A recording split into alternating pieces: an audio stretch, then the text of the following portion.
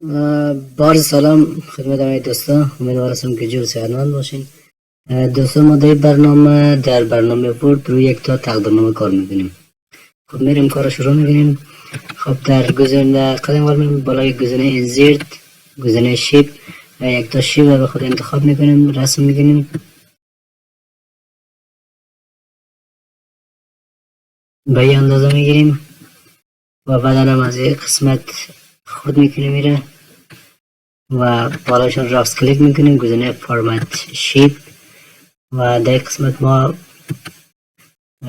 شیبای مختلف و یا رنگ های مختلف پترن انتخاب میکنیم. خب هر کدامش که مقبول تر بود فکرم برازم می مقبول تر است. قسمت رنگش هم انتخاب میکنیم، رنگش را سرخ میگیریم یا سرخ میگیریم یا رنگ آبی، رنگ آبیشون برازم بهتر است. و بعد میایم دوباره بالای گزینه انزرت شیپ و یک تا شیپ دوباره در قسمت رسم میکنیم تا این قسمت در خب بالای قسمت راست کلیک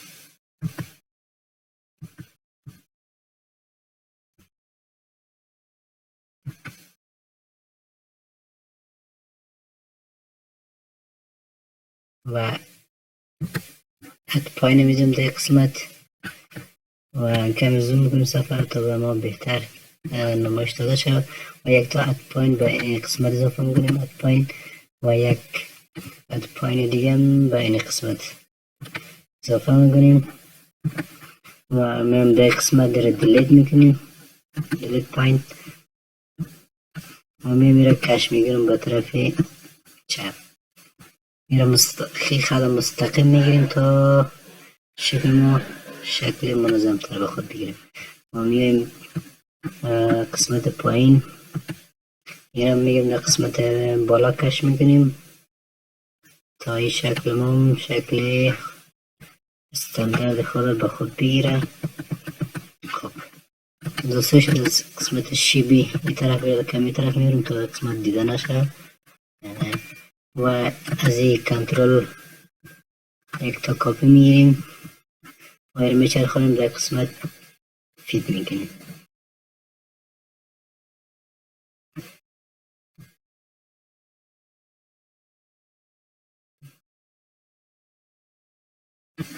در قسمت و یک تا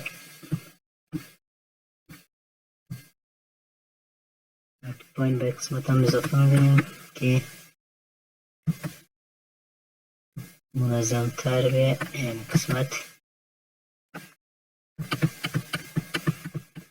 خب رنگش هم میگیریم رنگ نارنجی یا نارنجی میگیریم، رنگ فکر کنم سرخ بهتر است، رنگ سرخ میگیریم و این قسمت هم رنگ سرخ میگیریم بالایی را. خب خوب دوسته شده از چهار چوکاتی تقدیرنامه ما و بعد میام در قسمت انزرت بالا گزینه پیکچر یک تا لوگو در قسمت اضافه میکنیم.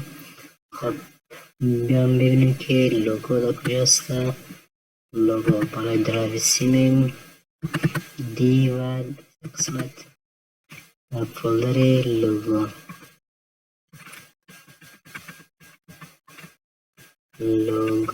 بشویم که کدام فولدر بود لوگو.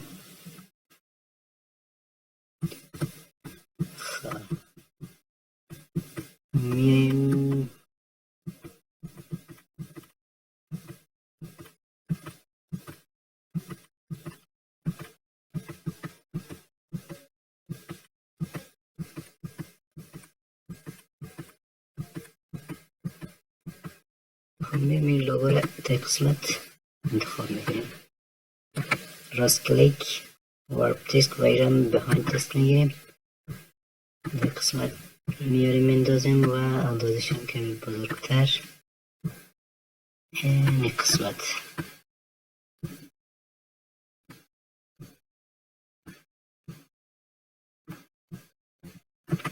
اوکی است. خب در قسمت یک تا تسک باکس اضافه میگیریم. تسک باکس و در قسمت رفرنس قسمت انزیت و یک تا تسک باکس در قسمت اضافه میگیریم. خط داخل دیلیت میگیریم و اندازش هم میگیریم 28 میگیریم.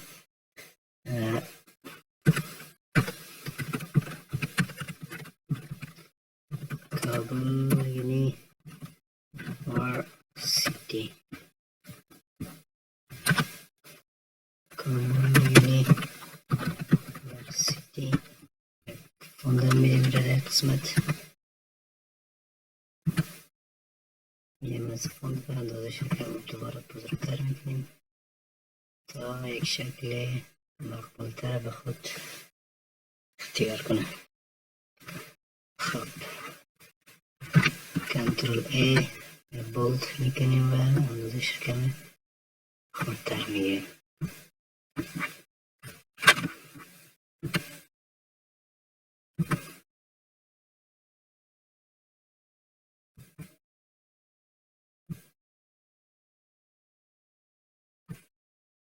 خب بالا فرمت شیت رو میگیریم، شیپ نو فیل، همچنان شیپ اوتلاین هم نو میگیریم تا خطوط چهار طرفشون دلیت شده. خب این میریم در قسمت قرار میدیم و میریم یک تا تسک باکس دیگه هم در قسمت اضافه میکنیم.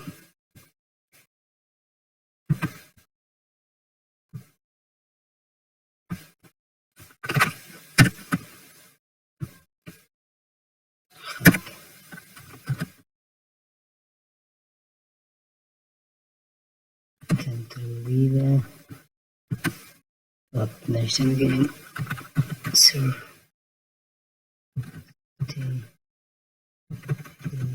کیت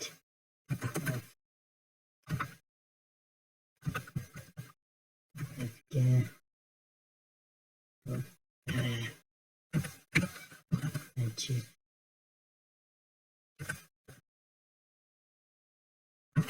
achievement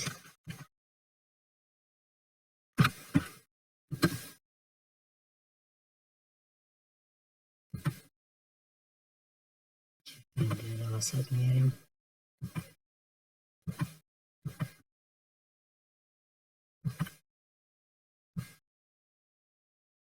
در این قسمت همچنان بالای اوتلاین نو فیل نو اوتلاین. خب میام از این قسمت و میام در قسمت پایین تا تسک دیگه هم اضافه میگیریم.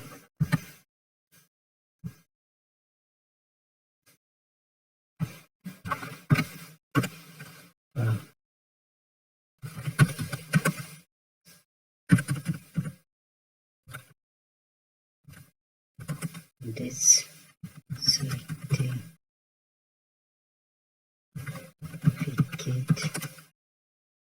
proudly presented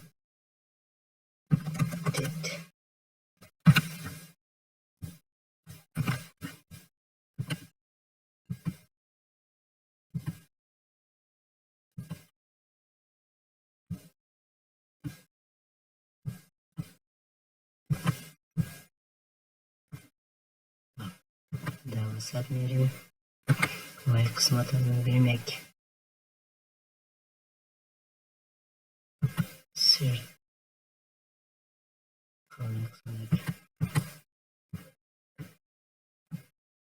certificate bold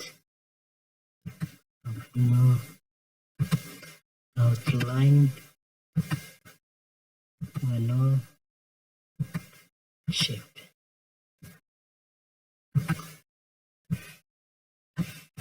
میرم از این قسمت